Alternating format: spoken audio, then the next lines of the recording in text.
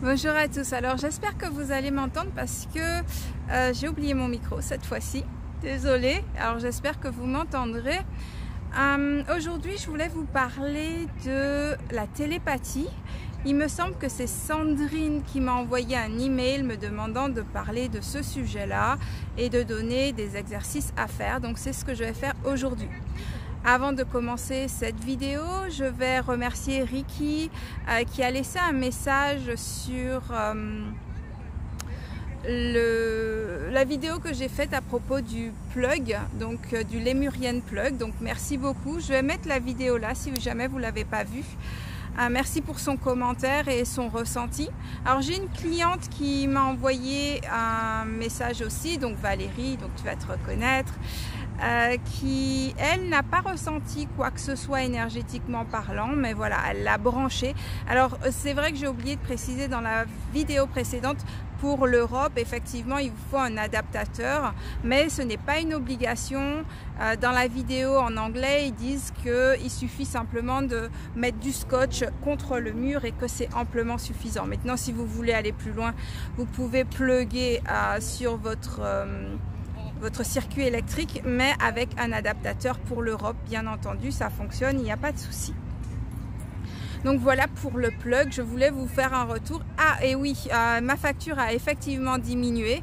Alors c'est pas non plus un truc énorme, hein. C'est 5-6 $ si mes souvenirs sont bons. Donc ça a été quand même une surprise agréable parce que quand on multiplie ça par 12, ça fait quand même l'équivalent de... on va dire 6, donc ça fait 72 $, quelque chose comme ça, donc c'est pas négligeable, ça fait quand même pas mal de choses qu'on peut faire avec cet argent là. Alors venons-en maintenant à la télépathie. Alors la télépathie, déjà commençons par définir le terme. Donc la télépathie, c'est la communication d'un esprit à un autre sans passer par aucun moyen de communication connu, c'est-à-dire verbal, gestuel, par écrit, etc. Donc en gros, il n'y a aucun moyen de communication autre que des pensées. Alors ça peut venir autrement, c'est-à-dire qu'on peut avoir une émotion, on peut avoir une image, on peut entendre des mots. Voilà, il n'y a pas, la télépathie, c'est pas forcément uniquement une idée qu'on reçoit, d'accord? Ça peut être des phrases que l'on entend, ça peut être des images, un scénario que l'on voit, ça peut être des émotions que l'on ressent vis-à-vis de quelqu'un, ça peut être... Voilà, il y a différents degrés. Notre corps physique sert à interpréter les pulsions électriques qui se passe dans l'air, tout simplement, d'accord? Donc ça, c'est vraiment important de le comprendre. Et après, ça se traduit soit en images, soit en émotions. C'est pour ça que toutes les personnes qui font un focus uniquement sur la clairvoyance, vous vous leurrez vraiment, vous vous limitez énormément parce que votre corps sert uniquement de traducteur des pulsions électriques qui sont autour de nous. Point final, d'accord? Quand vous aurez compris ça, vous pourrez avancer avec beaucoup plus d'aisance et de facilité par rapport au développement de votre compréhension énergétique. Ça, c'est la première chose. La deuxième chose, donc par rapport à la télépathie, c'est qu'il y a toujours un émetteur et un récepteur.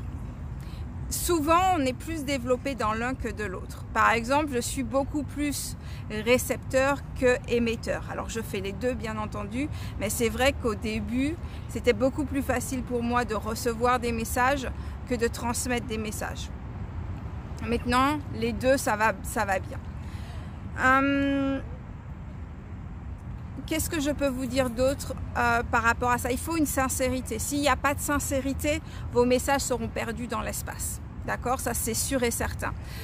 Parce que sinon, il y a trop de bruit. Et imaginez si vous entendiez toutes les pensées de tout le monde, tous les messages de tout le monde. Ce serait juste ingérable. Vous devriez... 1, 2, 3... j'y arrive pas, vous seriez devenu complètement fou.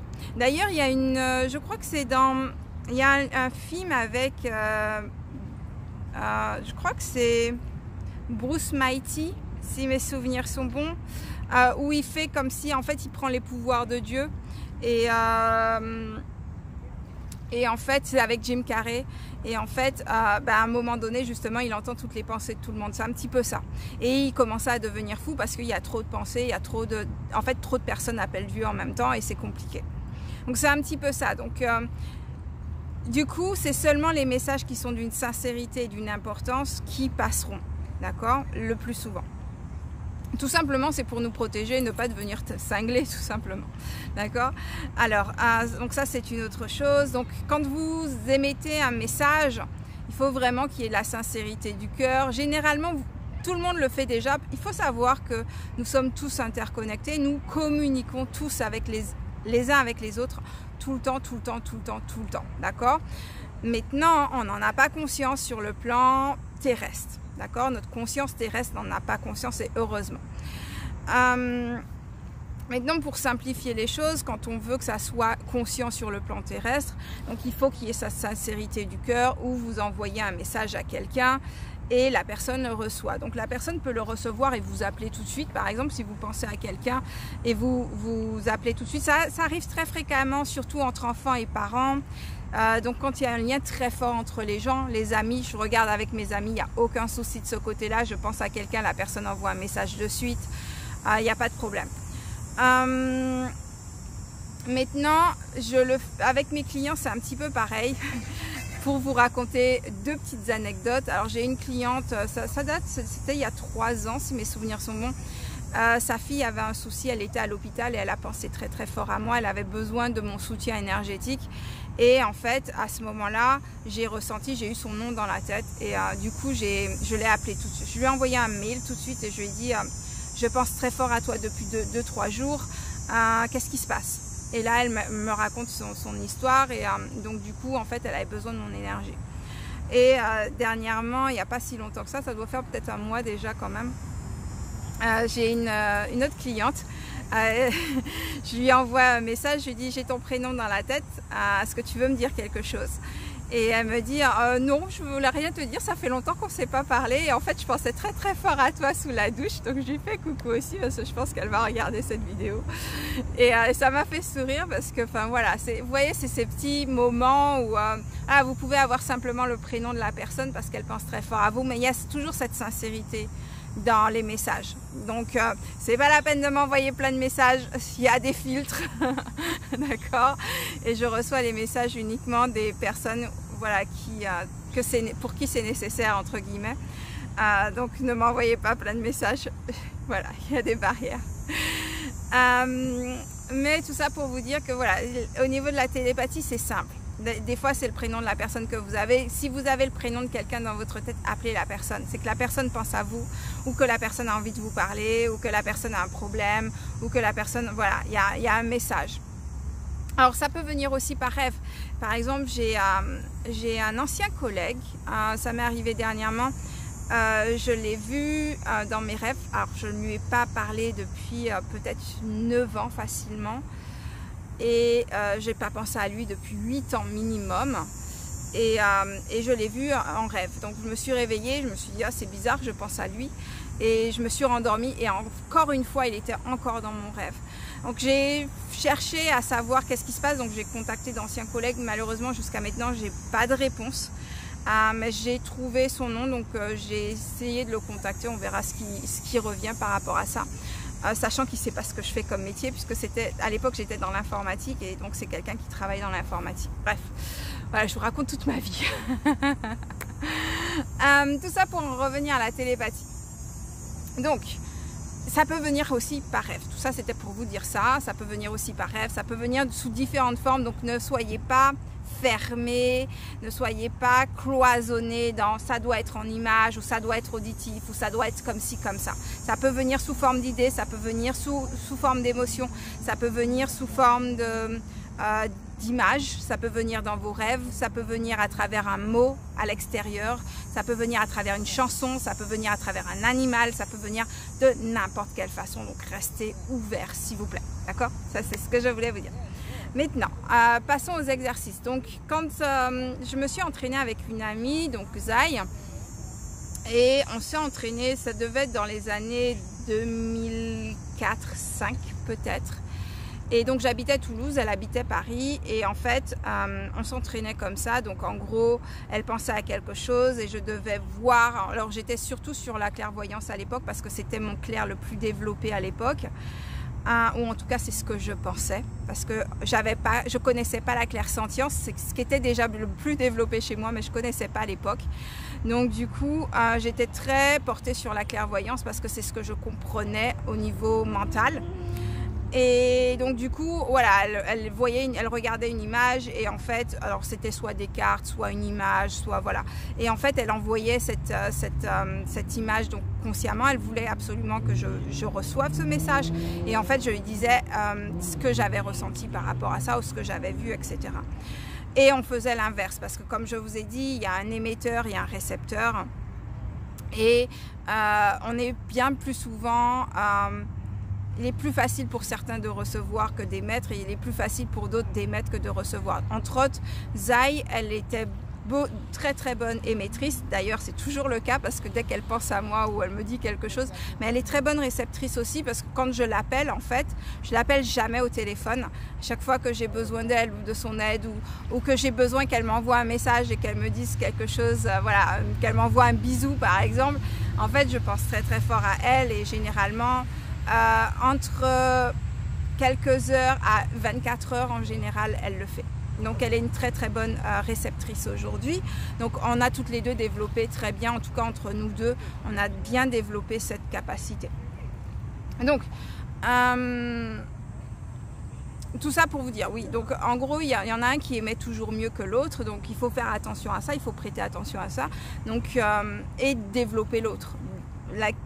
Donc en gros travailler sur l'autre côté, l'aspect qui est le plus récalcitrant, enfin le plus difficile à travailler chez vous.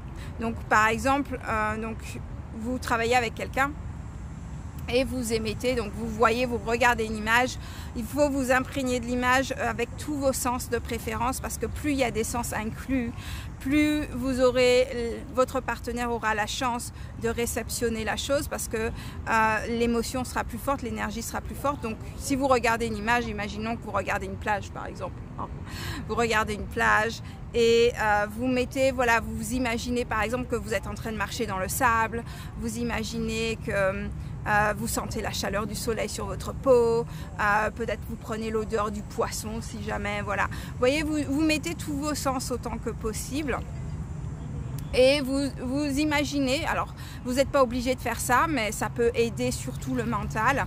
Vous imaginez que vous envoyez des images par exemple de votre troisième œil. Alors le troisième œil, c'est pas seulement la clairvoyance, c'est vrai que ça aussi, c'est ce qui est très diffusé, c'est pas que la clairvoyance, c'est tous vos clairs.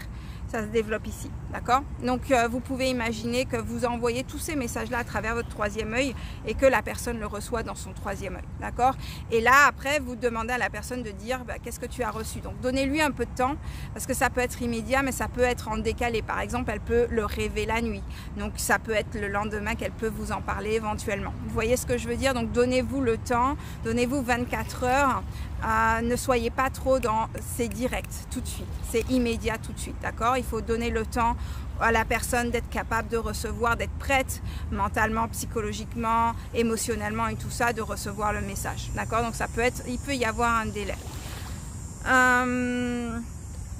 Donc voilà un exercice que vous pouvez faire. L'autre chose, si vous êtes seul, c'est par exemple avec la sincérité du cœur et vous pouvez dire à la personne, j'aimerais savoir si tu reçois mes messages.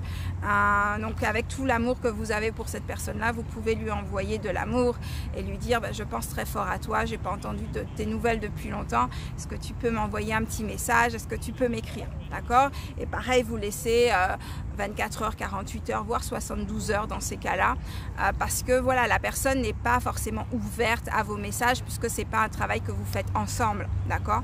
Donc il faut lui donner le temps de recevoir les messages. Et vous pouvez faire ça à l'inverse, vous pouvez demander à quelqu'un de vous envoyer des images, etc.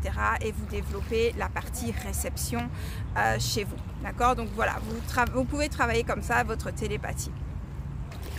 Je crois que c'est tout pour aujourd'hui, hein. Je vous ai donné déjà un bon exercice. Si vous faites ça régulièrement, ça va se développer rapidement. Sachez que c'est quelque chose qui fait partie de vous, c'est pas quelque chose que vous avez réellement à développer. Alors oui, vous devez le développer parce que vous en avez pas conscience, mais c'est quelque chose que l'on fait automatiquement.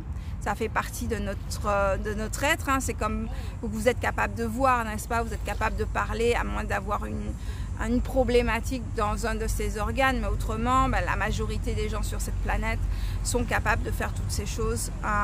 Donc c'est pareil, ça fait partie de vous. C'est pas quelque chose d'exceptionnel, c'est pas un don, c'est pas un truc donné de Dieu ou whatever. Hein. C'est vraiment, comment dirais-je, ça fait partie de vous. C'est intrinsèquement une partie de vous. J'espère que vous avez compris parce que je me répète beaucoup. Donc voilà, donc je vous encourage à le faire consciemment, puisque comme je vous ai dit, de toute façon on le fait déjà inconsciemment, donc voilà. Ça peut être très pratique, surtout quand on n'a pas par exemple le numéro de téléphone de quelqu'un et qu'on pense très fort à la personne, c'est un bon moyen de la contacter. Si on n'a pas eu des nouvelles de quelqu'un depuis très longtemps et que voilà, il y a un amour infini, alors c'est pas aller contrôler l'autre, hein, attention, hein, faites attention à votre karma. Il ne s'agit pas d'aller contrôler l'autre ou de faire passer des messages pour contrôler l'autre. Il s'agit vraiment de sincérité. Encore une fois, comme je vous ai dit, tout ce qui n'est pas sincère, ça va être filtré ou ça va vous retourner de façon négative. Donc il vaut mieux pas jouer avec des choses qui pourraient vous être néfastes, d'accord? Donc voilà pour la vidéo d'aujourd'hui, en espérant que ça vous ait aidé et que vous allez pratiquer. C'est bien pratique. Surtout quand on n'ose pas parler à certaines personnes et que l'autre personne aussi elle est dans cette j'ose pas pour x ou y raison, au moins comme ça, enfin voilà, vous voyez mes clientes, quand elles pensent à moi de cette façon-là, je vais vers elles parce qu'elles osent peut-être pas me déranger, parce qu'elles savent que je suis souvent très occupée et tout. Je vais vers elles et je leur pose la question, ok, est-ce que tu veux me dire quelque chose? Est-ce qu'il y a quelque chose qui va pas? Est-ce que je peux t'aider pour quelque chose? Et c'est vachement pratique. Et avec ma copine Zai, on pratique ça depuis très longtemps, hein, donc voilà, c'est pareil, je prends plus le téléphone avec elle, c'est tout le temps elle qui le prend, désolée Zai, mais elle le sait, je lui ai déjà dit. À chaque fois je pense très très fort à elle et elle m'envoie systématiquement un bisou, un gros câlin quand je lui envoie un message, et donc voilà, donc elle reçoit tout le temps mes messages et voilà.